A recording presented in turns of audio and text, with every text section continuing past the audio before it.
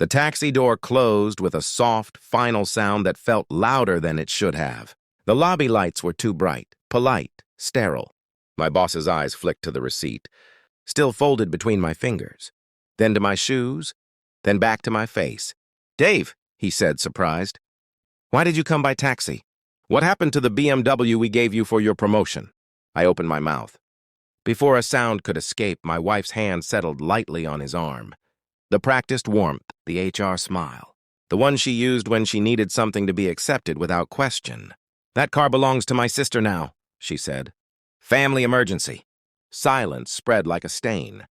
My boss didn't look at her. He looked at me. His gaze lingered a beat too long, as if he were listening for something underneath the words. Then he nodded once, slow, and turned away, deep in thought. I felt the room tilt. Not from shock, from confirmation. I had known something was wrong long before the taxi. Long before the BMW keys disappeared from the bowl by the door. Long before my wife's phone began to sleep face down, like an animal pretending to be dead. The betrayal didn't arrive loudly, it seeped. It was the way she stopped asking about my day.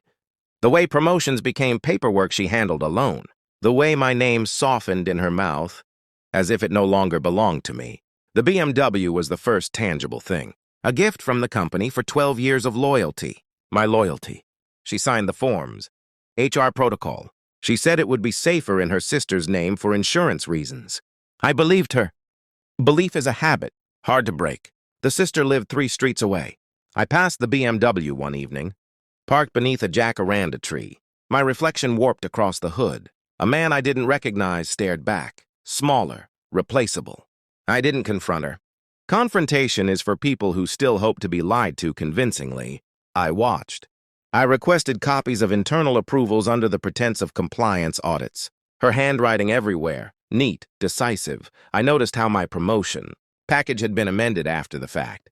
Reduced benefits, deferred bonuses, reassigned assets, reassigned. I pulled phone records, not hers, mine, company lines. Cross-referenced calls routed through HR. One number appeared too often. The CFO's private line, late nights, weekends. I began to understand the geometry of it. The sister was a placeholder.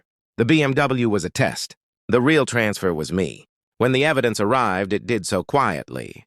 A forwarded email chain mistakenly CC'd to an old address of mine. Careless or cruel. My name referenced as manageable. My role described as transitionable. A sentence from my wife, he'll adapt. He always does. I printed it, folded it, slid it into my pocket like a rosary. That night I asked her if she was happy. She laughed, a sound that bounced off the walls and came back hollow. "Of course." I placed the paper on the table between us. No explanation, no accusation. Just the truth laid flat. Her face collapsed inward. The smile abandoned her mid-breath. She reached for the page, then pulled back as if it might burn. "It's not what you think," she whispered. I nodded. I know. Knowing is colder than suspicion. Knowing has edges. The next morning, I arrived early. Earlier than anyone. I sent one email to my boss with attachments, approvals, amendments, conflicts of interest, policies she herself had written. Then I waited. When he called me in, she was already there, pale, rigid. The CFO stood by the window, suddenly interested in the city below. My boss spoke carefully. Asked questions he already knew the answers to. She tried to speak. HR language failed her. There was no form for this. I said nothing. Silence is a skill I had perfected in marriage. They reassigned her that afternoon. Not to another department. Out. Immediate. A clean word for a messy thing. The BMW was returned by evening. Parked where it had always been. Keys in the bowl. I didn't touch them. I took the taxi home again. Sat in the back. Watched the city slide past, detached and indifferent. At the apartment, she packed quietly. No apologies. Just logistics. She asked if I wanted the car. I shook my head. What she never understood was this. The moment she moved me on paper, she lost me in reality. I closed the door behind her and stood in the silence she left behind. For the first time, nothing in the room belonged to anyone else, not even me.